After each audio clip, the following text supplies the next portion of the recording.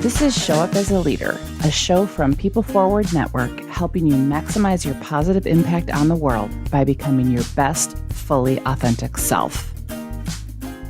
So I'm sitting here and it is December. It is nearing the end of 2021. And I thought, I want to wrap up the year with something a little different. I have had an incredible year with amazing guests full of such inspiring stories and wisdom and showing their humanity and incredible examples of showing up as a leader. And one of the things that I know and the research supports is that in order to effectively show up as a leader in our life, we have to take time to pause. We have to take time to reflect. And when we are in go, go, go mode, which heaven knows I am completely guilty of so many times, we forget to stop and be. And sometimes it's in the stillness, the spaces in between, where we find our most creative thoughts, our clearest thinking, our ideas, our commitment to what's next. And when we don't have that space to pause and to think and reflect, it's hard for us to know where to go next to become a better version of ourselves. And so what I wanted to do is just wrap up the year with a reflection that I like to do. I'm not a New Year's resolution person. I don't really believe in them because I think we need to be focusing on our growth all the time. But I wanted to wrap up this year with some reflections, and I encourage you to think about yours as you listen to mine. So I like to look at it in terms of wins or the peaks, the valleys or the challenges, the lessons that they all brought me because there's value in it all. And then really looking at how do I intentionally move forward with what's next? There are so many peaks and things to be grateful for. Most importantly, my family were healthy. We managed to escape COVID. We got our vaccinations and we're feeling a little more connected to people in the world as safely as we can be. We launched our first ever courageous leadership program, and it was so inspiring to spend 2 days bringing people through exercises and community to just show up as better versions, and the feedback we got. And I'm so excited to offer it again. Sometimes you put an experiment out there and it works, and that's just fills my bucket and fills my soul. So incredibly grateful for that. Just grateful for the guests and the wonderful people I've met through this show who have shared their stories. That's truly inspiring. We're able to secure enough upfront funding to get another Fusion 2.0 conference going. And I'm so excited. The planning's underway. It's going to be in Minneapolis, September 12th, 13th, 14th, 15th, 2022. And just can't be more excited to finally get that going again. It was so transformative when we launched it in 2018. And I think my biggest peak is also attached to one of my valleys, which has to do with being a mom and our son. Some of you who are listening may not know this, but if you've read any of our books or ever heard me give a keynote speech and talk about the challenges we went through, the first 5 years of our son Peyton's life was really stressful, and it was trying to keep him alive physically. And I think I underestimated how much COVID and the pandemic and all that's gone on in our world has impacted our kids. It's been an emotional, trying time. And I noticed a decline in him at the beginning of the year, and it kept kind of spiraling. And it hit a point. It hit a critical point that my 10-year-old in July, we had to get him into therapy. He was to the point of being suicidal. And I didn't really share that with a lot of people because I was back into mama bear mode, save my son. And it was hard. And I reached out to a few people who knew me and let them know what was going on and had incredible support around me. So I would say that's the valley. And the peak is that by being committed to what matters and pouring my love into my son and setting boundaries and asking for what I needed, he graduated from therapy a couple weeks ago and is thriving and doing so much better. And it just warms my heart. When I think about some of the other challenges that we faced, the ups and downs of what's going on in the world and people being stressed and confused and lost, and that shows up in our clients, in the people, the leaders that we coach, in the workplaces that we support, the teams that we try to help, where people are showing up armored and defensive and they don't know what to do about it and they're feeling sometimes hopeless.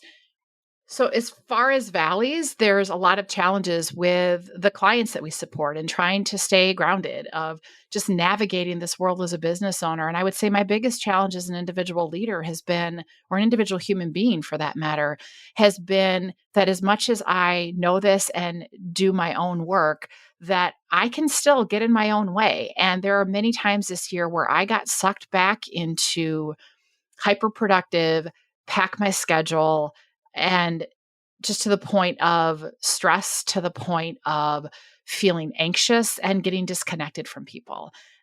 And that doesn't do anybody any good. And so that leads me into the lessons of when I think about some of the great lessons that this year has brought, it's really been a reminder from through the peaks and valleys that what I need to show up as the best version of me, to maximize my positive impact around me personally and professionally. I know the boundaries I need to set. I know that I can't overpack my schedule. I know that I need to have time each day to reflect. I need to have creative time to write or to think, to read, to process. I need to have those spaces in between. I have to build that into my schedule. I have to be diligent about my self care. I'm not good to anybody when I'm not doing that. I also had some other incredible lessons. If you have not yet purchased or read Brene Brown's latest book, Atlas of the Heart, we use the emotional literacy work in the Dare to Lead curriculum that we teach, and I'm super excited to hopefully have this integrated as well. And there were lots and lots of ahas with this book, but it's really all about expanding our vocabulary with our emotions and how our language also shapes our experiences. And two of the big things that just whacked me between the eyes is when she talks about the difference between stress and overwhelm. And I think we use those words interchangeably, but they're profoundly different and they profoundly change our experiences. We can be stressed, we can be pushing ourselves, we can feel anxious, but when we're stressed, we can keep going or we can find ways to push through or to rally our resourcefulness. But when we're overwhelmed, the only remedy for overwhelm is to do nothing, is nothingness. We have to go for a walk. We've got to go play. We have to literally completely shut down. We can't push through. And so I think recognizing the difference when I'm feeling stressed and not tending to it, it can lead to overwhelm. But there are practices that I can do to move through stressful times. But when I'm overwhelmed, I have to literally shut down. I have to pause. I have to step away. Pushing through doesn't do anybody any good. And so I just encourage you, because I know so many people are struggling, to think about that for yourself.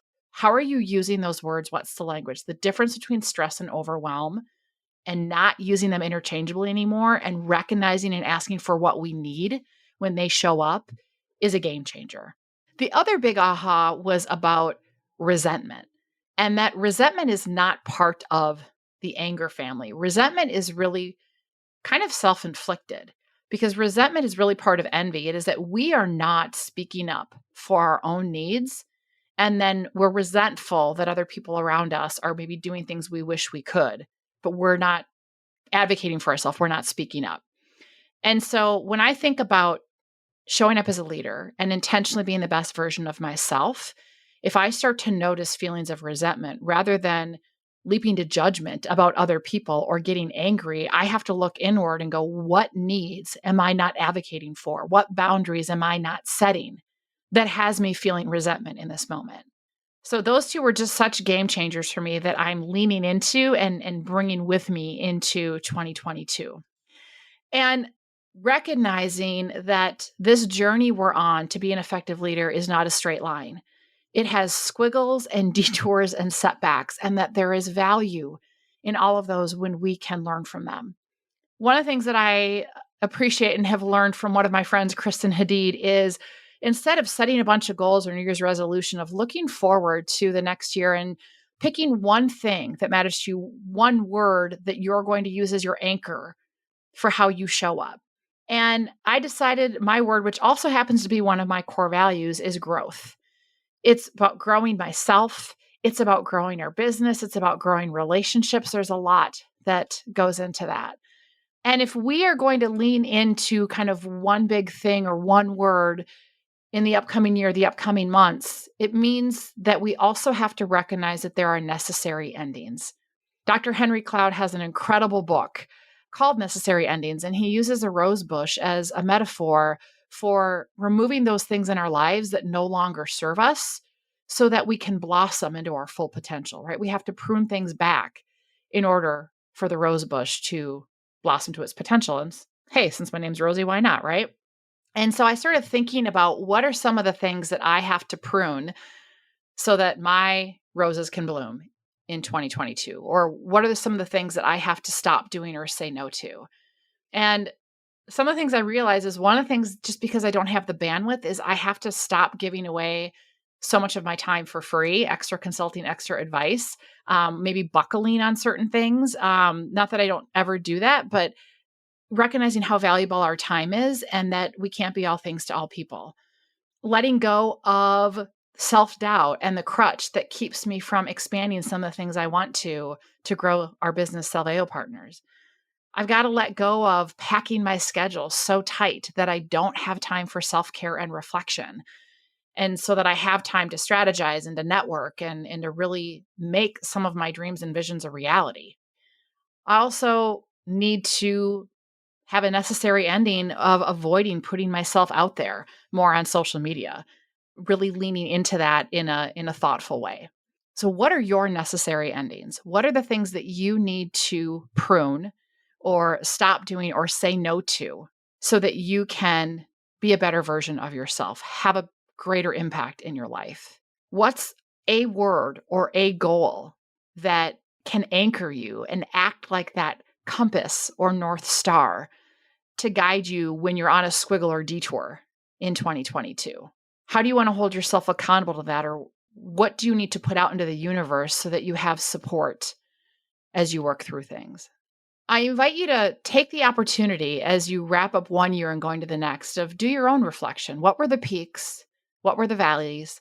And more importantly, what did you learn? What are the lessons learned that you want to bring forward so that you can create an amazing 2022 and beyond?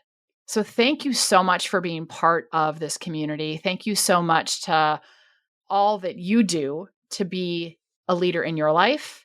And I'm so looking forward to the incredible guests we have lined up to kick off the new year. Stay safe, stay healthy, enjoy your holidays, and never, ever dull your sparkle. I'm Rosie Ward, and this is Show Up as a Leader. To learn more, head over to peopleforwardnetwork.com and, of course, hit that follow button.